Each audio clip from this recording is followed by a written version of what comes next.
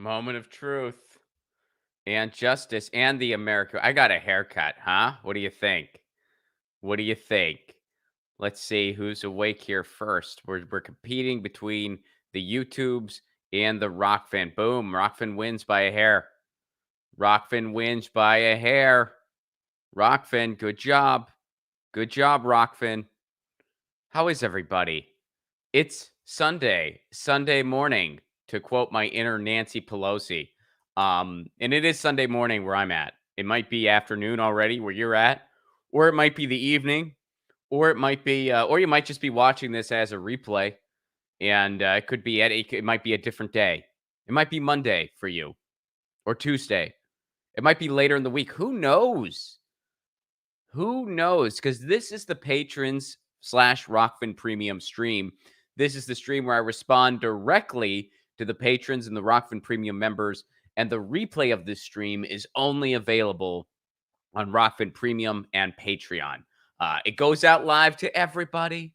Everybody can catch it live, but the replay only available on Rockfin Premium or Patreon. And if you want to become a patron, patreon.com/romplacone. For a give what you can level, you get the replay of this stream and all the other patron streams. You get a patron Zoom show once a week where I do a Zoom show just for patrons and Rockfin Premium members. That's coming up today, by the way. Today's patron Zoom show is coming up at 7 p.m. Eastern, 4 p.m. Pacific.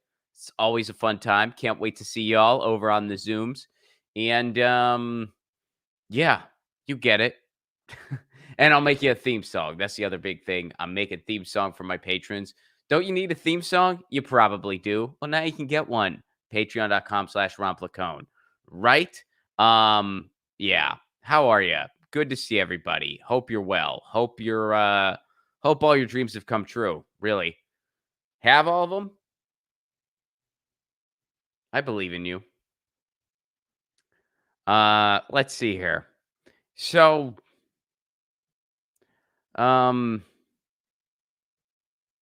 God, I went to the beach earlier and it was great. And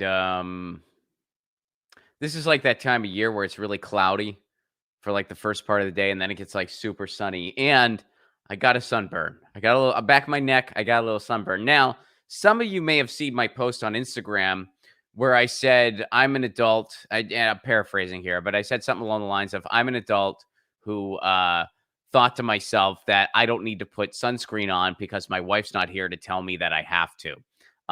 Now, that is true that thought went through my head. However, I did still put sunscreen on anyway.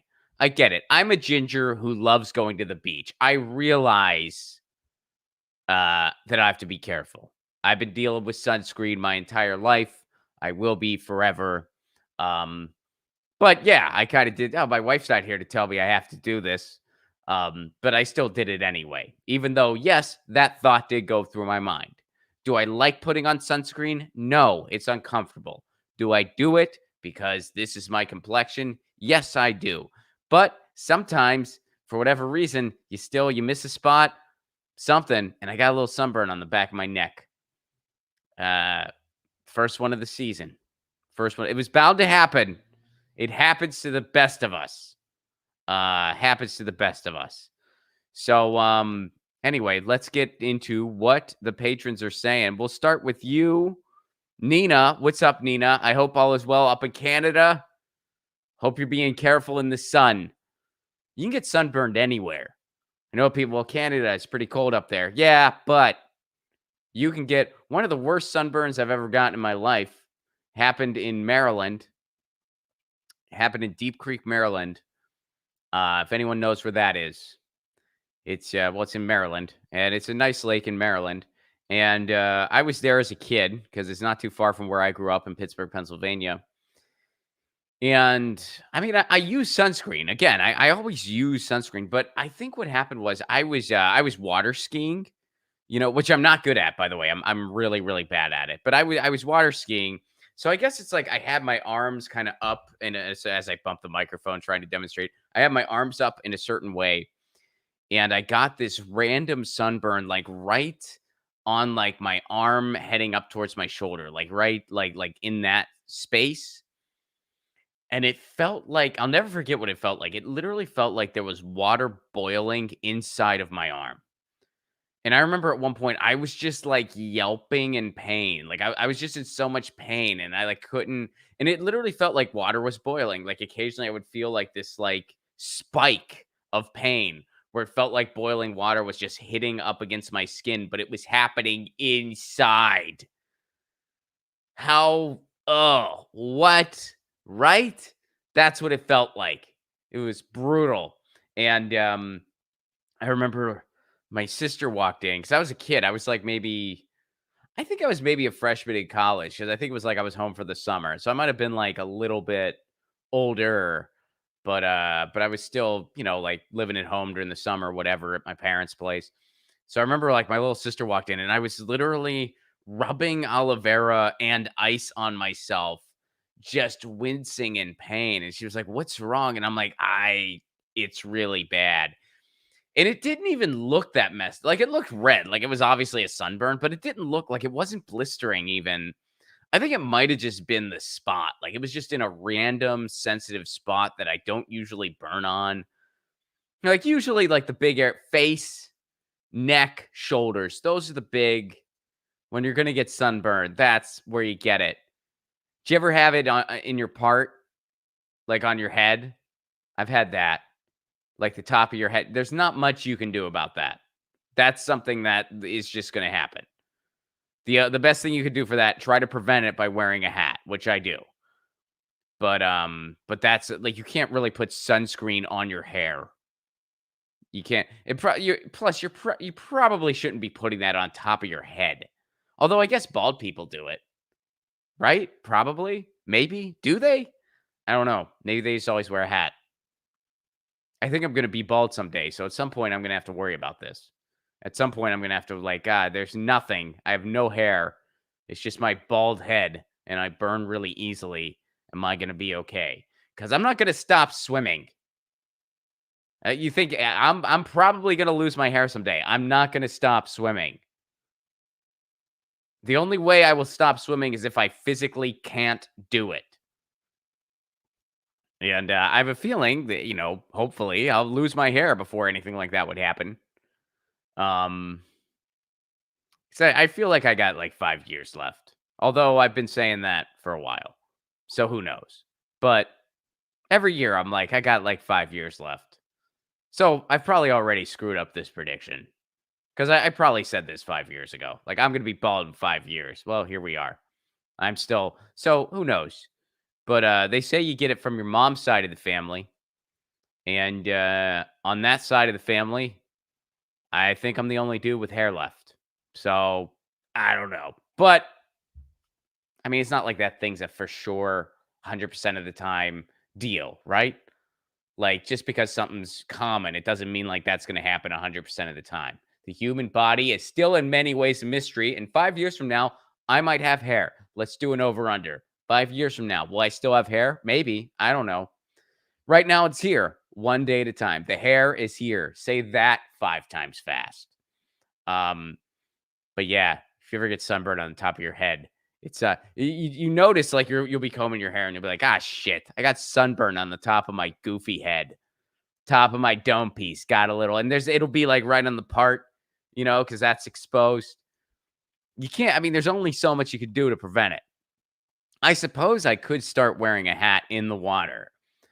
I guess it would have to be a hat that I wouldn't mind losing because that could happen. And I don't want to do that. I don't want my hat to be polluting the ocean because it got off my head. Maybe I could wear a really tight hat.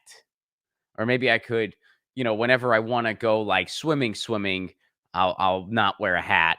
But whenever I just want to kind of get wet, I'll wear a hat. You know what I mean? Like whenever I just kind of want to I just want to get in and get back out, I'll wear a hat for that. Or I guess I could take it off and put it back on. Take my hat off, hold it, go underwater, swim, put it back on my head. There's really, I feel like the world is my oyster. And I don't really care for that phrase because I don't really care much for oysters. The world is my oyster. So the world is something I don't care for much. I don't, that doesn't sound, I like the world a lot more than I like oysters. Oysters, indifferent. I mean, I'm not one of, oh, let's go to the oyster bar. I'll probably order something else. I'm not a big oyster guy. I mean, I like sushi. It's not like I'm against all forms of raw fish or anything like that. I like me some sushi. But oysters, I don't know, it just doesn't appeal to me. Any food that you need to shoot, I don't know how I feel about that. Oh, let's shoot it. You're supposed to just eat. I prefer eating. You need to shoot an oyster. It sounds aggressive, doesn't it? Anyway, so you got that. Get a surfing hat. That's a thing they make? Huh. Interesting. Surfing hat. I didn't know that was a thing. Let me Google this. Surfing hat. Probably just gonna be like a surf brand hat or something. Oh no, this is a thing. Oh, you like hook it onto your face. I gotta get one of these. And I could probably wear this for other activities as well. Here's a hat that just covers your entire face. This is basically just a mask. This is like a hat mask. I wore one of those what are they called? They're meant for like fishing, like fly fishing. I went deep, I guess it's deep sea fishing. I don't know what it was designated exactly. I don't understand all the different designations. It wasn't fly fishing, but it was like in the family of that. I did that once. And it was catch and release, which I still I'm not really into that stuff because sometimes like the fish get killed or they die and it's like okay, you're killing this creature for no reason, like to get a picture. But but I get it, like that's not the intention, and if that's something you enjoy doing, I know there's a lot of sustainability efforts around those cultures, so I'm not trying to, I'm not knocking anything. I'm just saying for me as a person, not really my cup of tea. But I did it once because my dad really wanted to go. So I went, for a father son experience, and there were other people. It wasn't just us. There were like other people on the trip too. But we had a good time, and except for we were in this one part of the ocean where I had to say, "You need to move the boat unless you want me to throw up everywhere." It was so rocky, and it was early in the morning. This dude, not a morning person. This it's still early morning as far as I'm concerned. And although I did go to the beach earlier, but yeah. Anyway, I had to move. I was like, "We got to move." All right, what are the patrons saying? Enough about. But now I know that I can get a surf hat. Some of these look pretty cool, and they're affordable too. They're not like crazy expensive or anything. Maybe I'm gonna get me a surfing hat. This is man, what an opportunity, right? All right, so let me go to what the patrons are saying. Enough about me, and I gotta sit up straight. I have terrible posture because of a car accident I was in like 8 years ago. I've never had like my posture's been weird ever since, and I'll just naturally slouch. I got to work on that. Some of you have told me that. You're like, you slouch. I'm like, yeah, I know. It means I'm comfortable. It means I'm comfortable and happy. So I'm sorry that my joy is so repulsive to look at. I'm sorry for that. I really am. I wish that wasn't the case. But my comfort is just gross. I have gross comfort. Like, oh, look at him. He's slouching and he's just, ugh. He looks like he's gonna kiss that microphone. What a loser. No, I can't. I'm just comfortable. I feel like I'm hanging out with friends. But I gotta sit up straight. Right? All right. Nina, you say this. Let's get to you first. In the not a good look department, Arizona is going to resume executions using hydrogen cyanide, the active ingredient in Zyklon B gas used in Auschwitz. Wow. Wonderful. And other Nazi extermination camps to murder over 1 million people during the Holocaust. Of the 6 million total, I guess 1 million people were murdered by that specific means, Nina's saying. And then you got a Mussolini reference. Very clever. I appreciate it. You say, but if Biden can make the Amtrak trains run on time, does that make it all okay? First of all, I think the Amtrak trains are not all that often on time. Our rail system should be way better in the United States than it is. Second of all, kudos to the Mussolini reference. Very clever. I appreciate it. It what? I mean, like Mussolini, that was there. The trains run on time. and Joe Biden's Mr. Amtrak. So now Joe Biden trains running on time. Like it, solid connection. And let's see. Let's share the news that you shared. Arizona plans execution with same gas used by Nazis. Wonderful. What a man. That's just great. Arizona plans wow. Death penalty abolitionists have expressed shock in recent days following the revelation that Arizona officials are preparing to execute death row inmates using hydrogen cyanide, which is the same gas that the Nazis killed over 1 million people with. So I guess I'm a death penalty abolitionist too. I'm against the death penalty. Like I don't think it should happen. Now, I will say this. I'm not one of these people who is against the death penalty because oh, well, who are we to judge? You know, for me, when there are people who murder other people, who take other people's lives, who kill people, that got a bit redundant, didn't it? They murder people, they kill people, they take other people's lives. How many different ways can Ron say murder? He's just gonna, we know what it is, Ron. Sorry about that. But if you kill other people and you have no remorse whatsoever, and you are just a bloodthirsty killer, I don't think it's out of bounds to just say this person really doesn't deserve to live. This person is irredeemable. They are just a true evil sociopath. And guess what? That exists. I know we're supposed to entertain this idea that it's like, oh, everybody is redeemable, everybody is, but that's just not reality, unfortunately. I wish that were the case. There are some cases out there, according to psychologists and just according to, I think we've seen proof of this in the world. There are some cases where people are just straight up evil. There are some cases where, people cross the line into just straight up manipulative evil. It is real. So when you recognize that that line exists, where it's, sometimes, and most things, there's a gray area where it's like, what's that cliche? The good guys aren't as good as you think, and the bad guys aren't as bad as you think, that kind of thing. And I do think there's certainly truth in that too. But at some point, there just is a line where I think most people are fundamentally good but flawed, but there is a line where it's just pure evil, where somebody is just pure evil. And I think most people don't meet a genuinely evil person in their lifetime, or if they do, they don't know it. I think I have met one. I think there is one time in my life where, there's one person where I can say that was an evil person. That was a genuinely evil person. Um, but and I'm not even positive on that. You know what I mean? Like I can't say it beyond a shadow of a doubt. But anyway, so that being said, like, well, Ron, you just said I'm against the death penalty because of the flaws in our justice system. I mean, they estimate about 30% of the people on death row are actually innocent. And I would be willing to bet it's higher than that. We have a justice system based it in systemic racism. We have a justice system where you can buy your justice, where there's clearly a huge division as far as the justice a rich person gets, or the justice a poor person gets.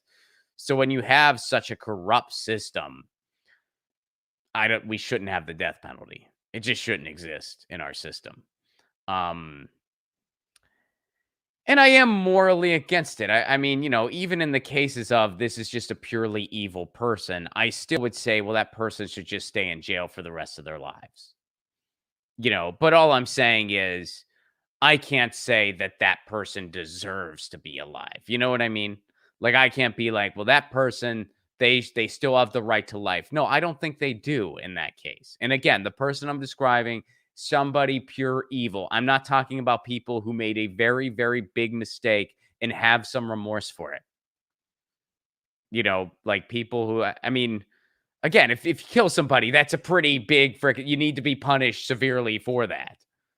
You killed another human being. That's pretty serious. But I think even in those cases, there are people who feel remorse for what they did, who realize they were wrong, who do still have some hope of rehabilitation. And in most cases, they should still spend most, if not all, of their life in jail. Not in every case. I mean, especially if someone's younger or something like that. I mean, I know there's tons of gray areas. Um, but I am an abolitionist when it comes to the death penalty. I don't think we should have the death penalty for a number of reasons. Um, and not strictly a moral reason, also recognizing the system that we have, we shouldn't have the death penalty. So I am against the death penalty, and that's pretty much it. I say no death penalty. I say, I mean, our entire justice system is completely. It's ironic you send an article, or maybe ironic's not the right word, but it's is serendipitous the right way to put it? I don't know. You guys tell me in the chat, but it's something that Nina shared this article because this morning I just finished Wayne Kramer's book.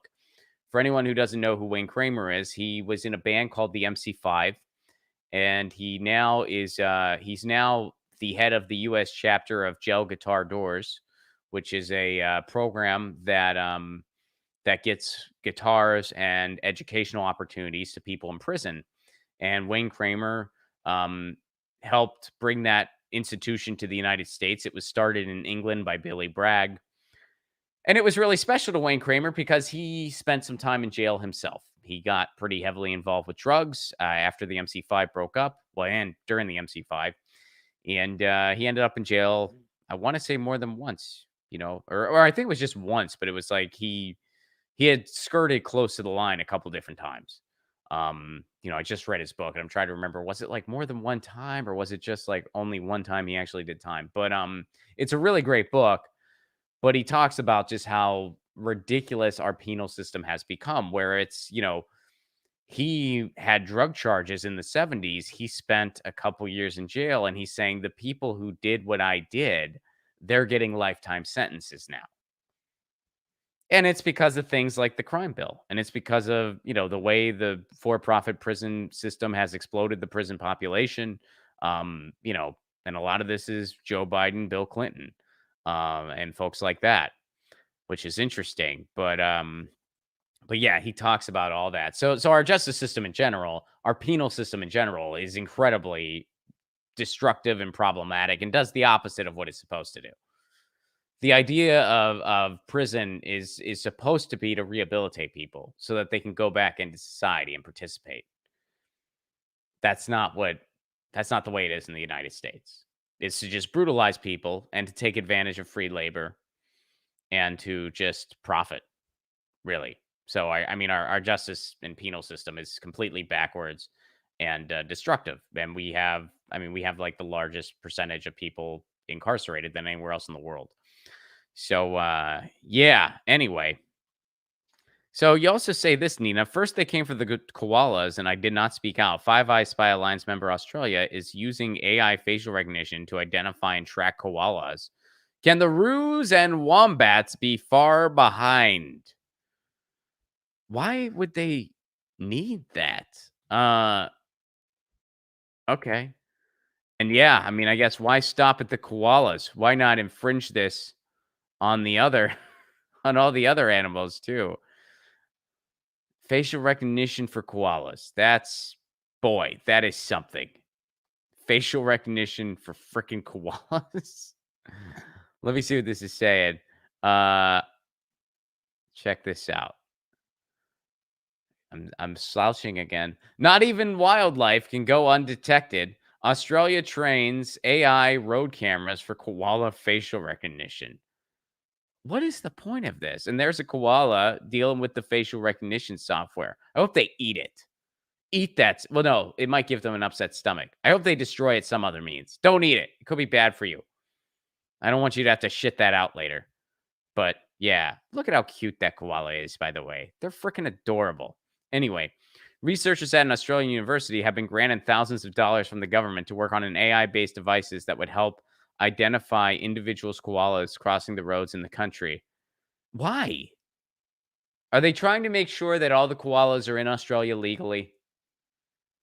Seriously, like, what's the point of this? Is like, if is it an ecology study so they can like study the different koalas to like try to analyze like how many of the species is there? Is it something like that? Um, do you really need freaking facial recognition to do that? Anyway, all right. So these specialists from this university, they've been working on these high-tech cameras. Their aim is to train the equipment to use facial recognition technology on the animals to be able to better understand koalas' patterns, if any, in crossing the roads. Why did the koala cross the road? I don't know, but we need facial recognition software for it. The study plans to challenge their AI equipment to not only distinguish koala from other animals, but to be powerful enough to determine individual koalas. You know what I really think this is about? I think this is about trying to make facial recognition software better. I think that's what they're really trying to do here, if I'm being honest. If you're going to do an ecology study on koalas, you don't need facial recognition software for that. And I know this because my buddy did an ecology study on horseshoe crabs, and I helped him do it. It was like my only science related experience. I was a helper in the field. We were 20 years old off the coast of Connecticut. It was actually awesome. And I just visited him for a while. He was doing this like he got this study, like this grant through his university, and he was doing this like ecology study on horseshoe crabs. And I went in the field. We wore the water boots. He had an extra pair for me that he shared. We had the he had the water boots, and we went in there and I wrote down stuff with a pencil for him. There was a horseshoe crab with a busted paw. We recorded that. It was exciting stuff. I don't know if we did anything. Like I don't know if our information was helpful, but hopefully it was. Honestly, they didn't realize climate change was happening until the horseshoe crab study that I participated in for 2 days in Connecticut. So you're welcome, society. You're welcome that I did that. I know you probably, well, I didn't know Ron was a scientist. Yeah. I mean, I don't have a degree or anything. I didn't even take a class in college, but, but I was in the field and I made it happen. And now I have some friends and family who are scientists, and they have to deal with my panic texts.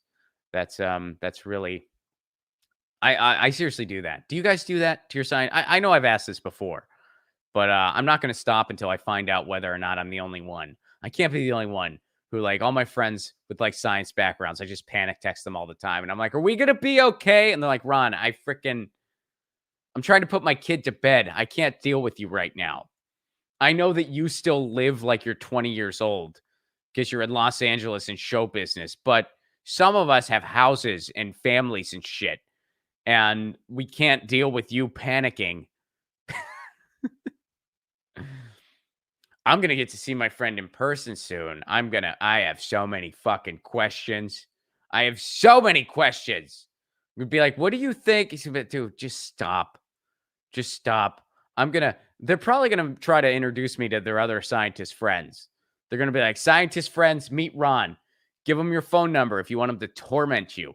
If you want, we need to spread this around. Ron's gonna conduct his own surveys. See if I'll report it back on the show. I'll be like, hey, out of all my scientist friends who haven't blocked me yet, here's what some of them are saying about this shit and this other stuff. And I don't know. It's not looking good. Ron's Science Corner. Remember, he was in the field once. That'll be my thing. Anyway, Edwin, what's up, buddy? Have fun with this one, you say. And that's all you say. And you give me a tweet. Ooh, what is this? What did Edwin leave for me? It's a mysterious tweet that he's telling me to have fun with. This could be anything. We don't know what Edwin is a man of mystery. He's like, have fun with this. Could be anything. Let's see what it is. Are you guys ready for this? Do you think you get this? Is a lot of pressure for a Sunday, but we're going here. Here we go. Las Vegas locally, the stripper shortage threatens to derail our economic recovery.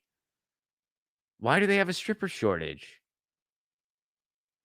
Stripper shortage now accepting ugly girls. That's mean. That's mean, little darling. Stripping pays more than unemployment. I hope that's true. It certainly should. And if it doesn't, they deserve a stripper shortage. Any job that doesn't pay as much as unemployment, that job shouldn't exist, no matter what it is. That's a lesson that for some reason our society does. Let's see if there's more to this thread. What are they telling that? Oh, it's just people. I thought maybe they'd have an explanation. Why is there a stripper shortage? And how would it derail their economic recovery? There's Vegas has other stuff going on. It's not just that. But what are you gonna do? I guess, right? Yeah, and any job that doesn't pay more than unemployment, it's not a job. It's exploitation. So shouldn't exist. Uh, isn't it amazing the United States is like this is the only country, or not the only one, but it's one of the few countries where people don't think healthcare is a right. People don't think education is something everyone should have. People don't think uh what else do they not think are just basic rights people should have? Healthcare, not a right. Education, not a right. Living wage, not a right. But a capitalist has a right to an employee. A capitalist not paying living wages has a right to an employee. They have the right to exploit you. How, man, that you gotta just tip your hat. You gotta just tip your, well, you don't, but you know what I mean. Like the brainwashing that the United States has pulled off, especially in the past 50 or so years. Holy shit. Wow. I mean, just take a step back. I mean, they have convinced you you're not worth healthcare. You're not worth, we have an economy of war, deal with it. Here in California, for instance, California, which is supposed to be leading the way in the United States, it's supposed to be the progressive breath of fresh air in the United States. Here in California, our governor, who, I'm not a huge fan of, but this is something he did that's actually good. He found a bunch of resources to build us the best broadband system in the freaking country. And he said we should have broadband infrastructure. And the legislature just doesn't want to do anything with it. Where did he find the money? It's our freaking money. It's our surplus. It's surplus money California has. California has billions in surplus. Billions. And they didn't distribute a recurring state UBI to people during the pandemic. They didn't distribute any resources to people during the pandemic. They didn't, we don't have health care in California. We don't have a single payer system, even though it would save the state tons of money. And we have more than enough resources to do it. We don't have a statewide Green New Deal. We don't even have a decent freaking rail. They tell us how we can't have a decent rail to freaking San Diego from Los Angeles. Yet we have an abundance of financial resources. We're the 5th largest GDP in the world, and people accept this bullshit quality of life. And we have the money. We have the money. Hey, go build the best broadband infrastructure in this state. Here's the money for it that we had as a surplus. And the legislature just decides, no, we don't want to do it. And the people say, well, I guess that's just politics. It's amazing. It is amazing. Holy shit. Wow. The United States just takes this. They're just like, yeah, that's just the way it is. No, that's not the way. God. I mean, I hate to put it this way because I know this is obviously this isn't a feasible thing, but God, the best way to kind of shift the status quo in the United States is to somehow just give everybody a 2-week vacation in a different country. I wish somehow we could do that. Just send people to a different, where they're like, wait a second, this is how it is. Even just send them to Canada for fuck's sake, or send them to Mexico. It's close by. And just let them see things for like 2 weeks. Let them see this is what it's like when you need a doctor. This is what it's like. This is what they do. And I'm not saying Canada doesn't have its problems. I'm not saying Mexico doesn't have its problems. Both of them do. But when you look at the resources the United States has compared to the quality of life it's offered, it is, how the fuck do they get away with it? It's not, I live here and I can't even answer that question. I live here. I can't answer that question. I mean, obviously, the short answer is brainwashing, but when you really want to get down to the nitty gritty, how the fuck do they pull that off? Holy shit. It's nuts. I mean, if you just then you spend time in a different place for a minute, and you're like, man, wow. Anyway, so it's amazing. It really is. It's something. It is something. Um, yeah. So there's that. I don't know how we got there from an apparent stripper shortage in Vegas, but if you go to Vegas and you want to see strippers, I'm sure you still can. There's just less of them apparently, and there you go. Um, yeah. So yeah, it's it's remarkable when you take a step back and really look at it. Whereas like we just accept, and I have this like goofy little clump of hair that's just all over the place. Yeah, what if you could just send people to Europe, send people to Canada, send people to and they just see it for like and then they come home and they're like, "We gotta do something. We have to have a general strike until this ends. We have to have a general strike." And I know I advocate for a general strike. And you know what I base it off of? How strikes work everywhere in the world. Do you think a general strike would be effective? Yeah, they have pretty much a 100% success rate, even here in the United States. You guys know that, right? Strikes, they pretty much always work. When you just shut it down, that's the biggest power you have. The biggest power that we have as a society, shutting it down, shutting it the fuck down. And by the way, this isn't a call to action for other people. This is a call to action for all of us.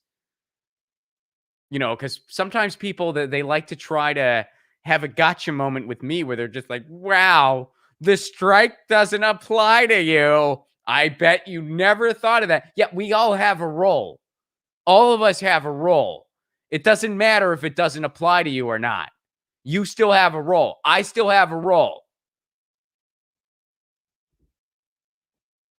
Because it's going to take mutual aid. It's going to take protests. It's going to take organization. It's going to take communication vehicles on the internet. So we all have a job to do. Even if you're not employed in a situation where the strike would apply to you or you're not employed at all, we all have a role to play in a general strike. It doesn't just apply to the workers who are striking. Good gotcha attempt, though. That was really brilliant. And strikes, they work everywhere. There's a reason Germany has a 28-hour work week. There's a reason for that. And it's not just because of all the beer gardens, although I'd imagine that probably plays a role. But it's also because they strike. It's because they strike. They get what they want. And when things get shitty, they strike again. That's what happens in Germany, France, Italy. And I get it. It's easier for them to strike in those societies because their healthcare is not tied to a freaking job. But yeah. Yeah, I like it when people are like, "Oh yeah, I don't know if a strike would work." Really? Oh, because it's never worked anywhere else. It's never worked before. Except it works everywhere. Even here, I mean, even the teacher strikes, they got most of what they wanted. Did they get every single thing? No, they didn't get every single thing, but they got most of what they wanted, and it was because they did a strike. It's not because they voted for the lesser of two evils. It's because they fucking went on strike. Are you sure that would work? Yeah. I love it. I don't know. I don't know if a general strike would work. That I don't has that ever worked before? Except everywhere else in the world, including here, where it works 100% of the time. I mean, if you fuck up the strike, then it's not. But if you do a strike right, when has it ever failed? Seriously, if it's ever failed before, and don't say like an effort to strike failed. That, of course, has happened. But an actual strike where they get to the striking point and they do it right, has it ever failed? If there's ever been a time where it has, I don't know about it. If there is a time, please email me. Please let me know. I mean, I'm not saying there isn't. There might be. But send me a time where it's like, oh, no, actually, here's a time where a strike didn't work. Let me know. I'm curious. There might be. And again, when I say this, I'm not saying a failed strike attempt. That has certainly happened all the time.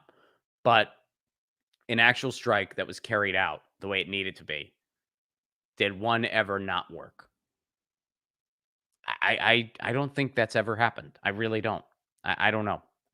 You know, I'm sure there's probably some, for instance, out there, but I don't know about it. So anyway, so there's that. There's that. I just started Stephanie Kelton's book. I'm real excited to read it. The Deficit Myth, and it's very interesting. Yeah, I don't know why I should. Yeah, because I just finished Wayne Kramer. You know what I like to do when I read? I go from like something very heavy.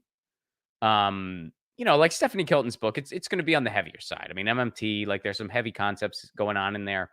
Um, so I'll go from heavy to light, and then I'll read a book. Usually it's music centric. Usually it's music related.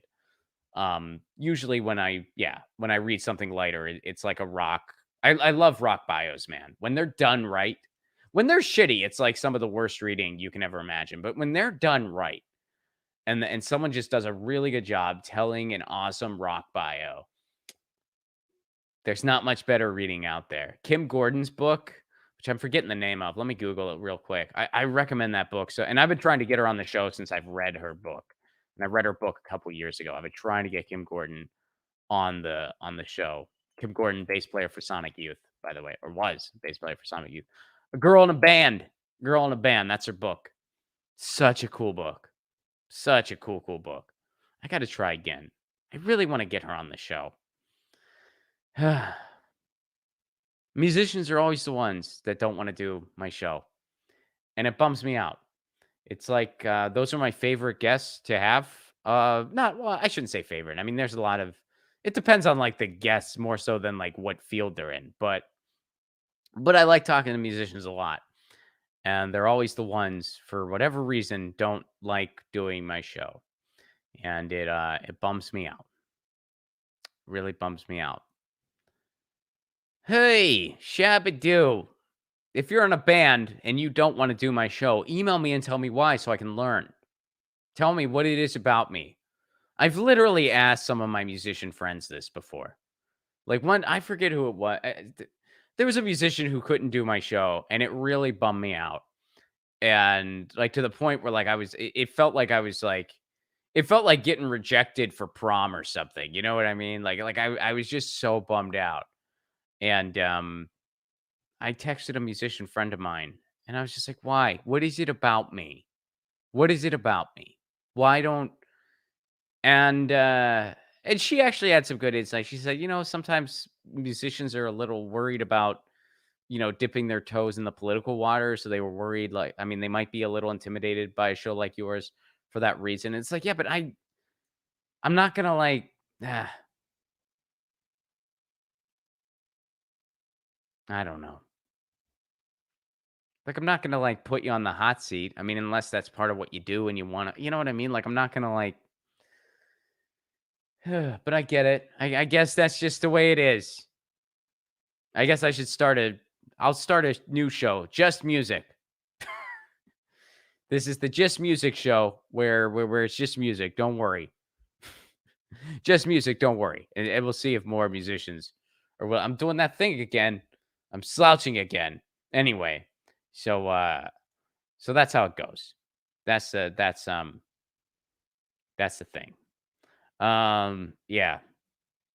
Someone points out Roger Waters has been dipping his toe a lot. I know that guy, man.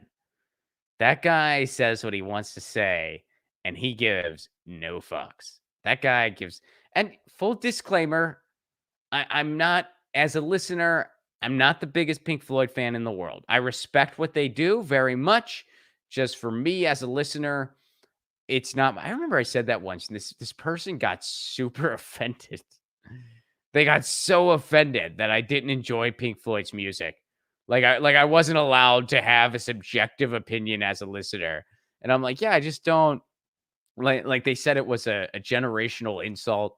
Like I was insulting the entire boomer generation by saying I'm not the biggest big. And by the way, I love classic rock. I talk about classic rock all the time. There's tons of classic rock bands I love and listen to on the daily. And I'm just saying Pink Floyd as a listener, just not my personal cup of tea. And this person got so offended by it. It was kind of funny. If you're that person, you're hilarious. Uh, it was really funny. They got so offended by it. They're like, you. That's what trolls sound like to me, by the way. Whenever somebody trolls me on Twitter or wherever, that's what they sound like to me. There's like, run, dup, dup, dup, rub it up, dup, yabba, blue, blue. That's what you sound like. That's not you, but yeah, troll. You know what I mean. That's what they sound like. Run, bebop, bebop, run. Some billionaires are good, Ron. Map.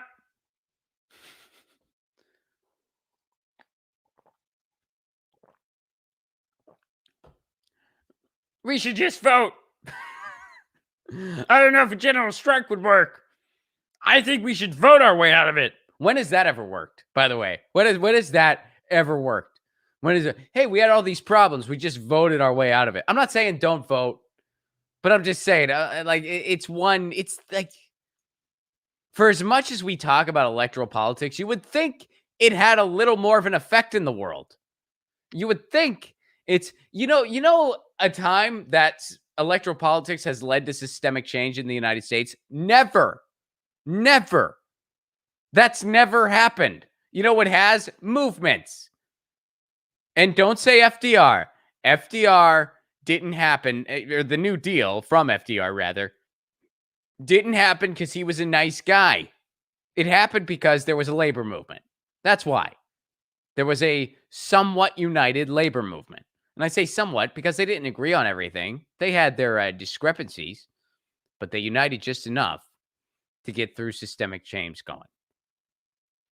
A politician didn't end the Vietnam War out of the goodness of their heart. The Vietnam War ended because of the protests and the people who wouldn't stand for it anymore. So, yeah. Anyway, help me get to 100 likes before we sign out here. We are 10 away. We are 10 away, folks. We are towards the end of the stream, but please smash that like button. Help me break a hundo as our Sunday continues. What is everyone doing today? Does anyone have cool plans? We're almost there. We're almost there. Come on. Smash that like button. Smash that like button. Smash it. Boom. Yeah. Ha. We got it. We did it. Thank you. Y'all are awesome. All right. So, I'm going to sign off for this Sunday, this lovely Sunday here. And shout out again to Edwin and Nina for this week's topics. This has been the Patreon/Rockfin Premium stream. This is the stream. It goes out live to everybody, but the replay is only available on Patreon or Rockfin Premium. And if you're catching this live and you're thinking, I'd like to become a patron, how do I do that? Patreon.com/RomPlacone. Or, of course, join Rockfin Premium. For a Give What You Can level, you get all kinds of exclusive content, the replay of this stream. You get a patron Zoom show once a week, which, by the way, patrons, that's coming up at 7 p.m. Eastern, 4 p.m. Pacific. I hope you'll stop by. I tell some jokes. I tell some stories. I do some songs. It's a blast. And I do that once a week for Rockfin Premium and Patreon members. And also, I will make you a theme song. Do you have your own podcast and you want a theme song? A lo-fi, get your news on with Ron S. style theme song? Well, now you can have one. Patreon.com/Ron Placone. All right. Thank you again to Nina and Edwin for this week's topics. Chris Kelly, what's up, buddy? Thank you for the super chat contribution. Thank you very much for that. And you say power to the people. I am with you. Power to the people. We are all we have. That's really been proven. I mean, that's really, if there was any doubt in your mind, boy, do we know that for sure. So, you know the drill. We'll be back tomorrow with a regular Get Your News On with Ron stream. And in the meantime, you know how it goes. Lucy says meow. I say peace. I say general strike, mutual aid. Peace.